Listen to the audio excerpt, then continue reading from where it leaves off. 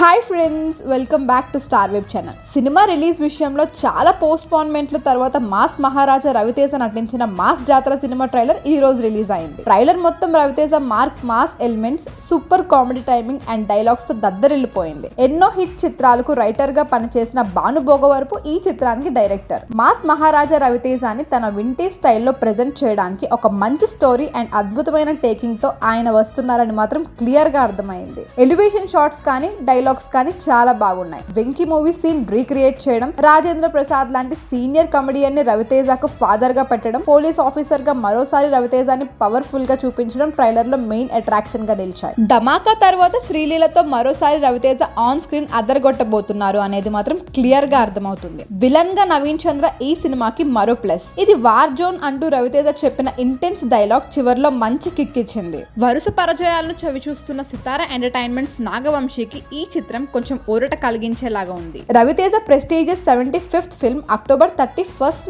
Mass జాతర చిత్రం grand గా విడుదల కానుంది. తమ అభిమాన హీరోని మరోసారి కంప్లీట్ మాస్ లుక్ లో ఎనర్జెటిక్ గా ఫుల్ లెంగ్త్ మూవీలో చూడటానికి ఫ్యాన్స్ ఉవ్విళ్ళూరుతున్నారు. ట్రైలర్ తో ఫుల్ సాటిస్ఫై అయ్యారన్నట్టుగా అనిపిస్తుంది.